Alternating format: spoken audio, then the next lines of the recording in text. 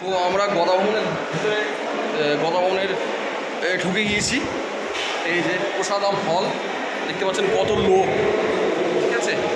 আমরা এবার প্রসাদ খাবো, শ্রীকৃষ্ণর মহাপ্রসাদ গ্রহণ করব, শ্রীহরির মহাপ্রসাদ গ্রহণ করব।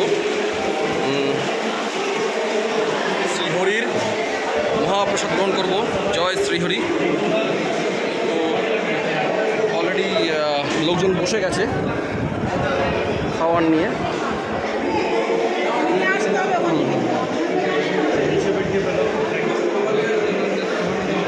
তো আমরা সামনে যাব, ওই যে লম্বা লাইন, বিশাল লাইন, আমি দেখাই, বিশাল লাইন, অনেক লাইন পেরিয়ে এসেছি। তো তখন লিটারেলি খুব গরম লাগছিল, বেশি ভিডিও করিনি লাইনে দাঁড়ানোর সময়। তাহলে এই সাধারণ দিনে এত কম লোক দেখেছিলাম, কিন্তু দুপুরবেলা এত বেশি লোক বেড়ে গেল।